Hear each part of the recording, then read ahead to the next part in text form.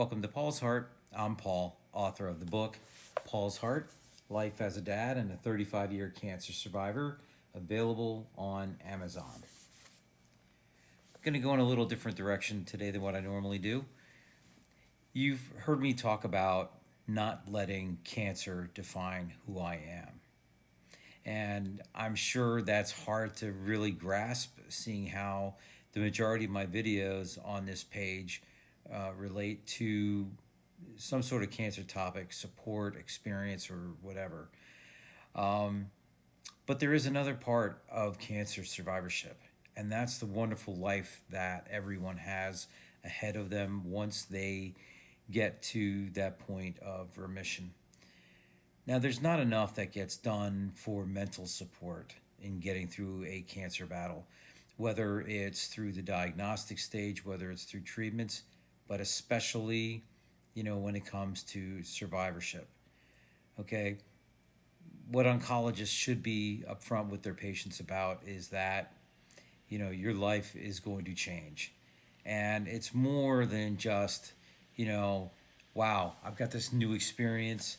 I'm never going to look at things the same way again. It's a lot more complicated than that. But still, it's about what you make it. And many of us refer to this new life as the new normal. And it's basically going to be what we decide is important to us, what we want to experience, what we want to have. But once in remission, you have a whole lifetime ahead of you. And as my book suggests, 35-year cancer survivor. Now, technically, I'm a 37-year survivor now. This book was written 2 years ago. And in my mind, I'm looking forward to hitting my 40th year. And if I have my ways about me, I'm hoping to hit 50 years. I know many people who have hit 40 and 50 years of survivorship. So I want that. So when it comes to how I've directed my survivorship, for me, it hasn't been about things. Uh, you know, for me, it's been about experiences. I want to be able to share stories about my survivorship, things that I've gotten through. Um, I had a great career post cancer. Um, I also ran a very fun and successful DJ service, great side hustle, a lot of great experiences with that. I had adopted my all-time dream, a dog, golden retriever named Polo. Lots of stories with him. I got close to 15 years with him. I purchased two houses. I no longer have. Uh, I got married twice, got divorced twice, hence I don't have those houses. Um, I've been to concerts. I've done my share of traveling, places that I wanted to go, places that I didn't know I would be going or think about going.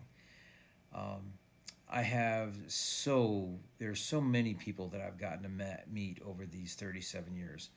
Um, New friends, fellow survivors, people who have had a major impact on my life.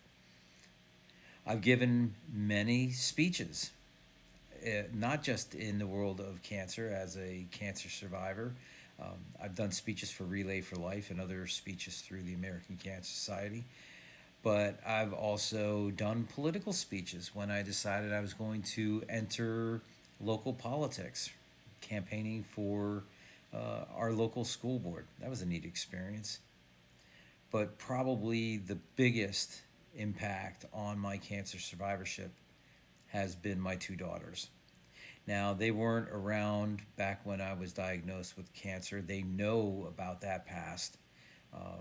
It was kind of sad, but also kind of proud that at their young age in elementary school, they would go around telling people that their dad was a cancer survivor. They didn't really understand, I'm sure, how serious it was, but still, they knew the word cancer was bad.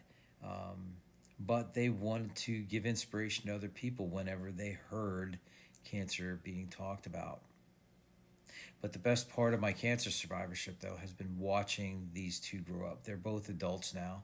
So, yeah, I don't share a lot of stories about them because I have to put my proud dad aside and respect their privacy.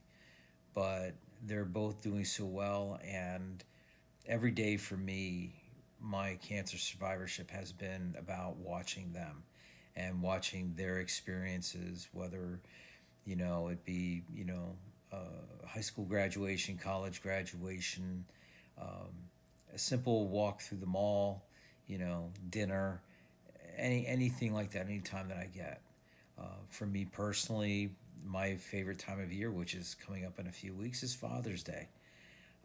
That's one holiday that I pull out all the stops. I do all that I can to arrange that I get to spend time with my daughters on Father's Day.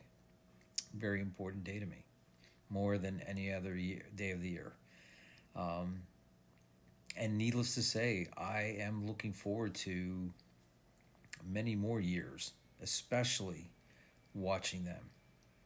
They're at the point now in their life where, they may decide to start developing relationships. And if that's the case, if they advance that relationship and that involves marriage or grandchildren for me, these are all things that I'm looking forward to.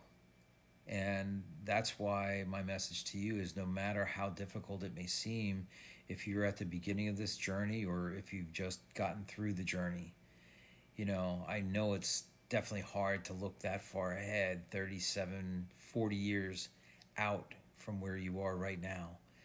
But I will tell you, it has been a great ride.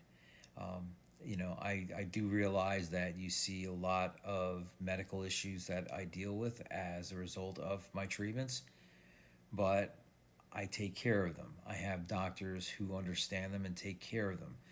And those are what gives me more time, with my daughters. And that's probably the most important part of my survivorship, is advocating for myself, for my health, taking care of myself, doing what I can to follow my doctor's advices. And at that point, the rest is on me and fate. And right now, I'm just loving life 37 years out, just watching my daughters. That's what Paul's Heart is all about. Until next time, this is Paul's Heart.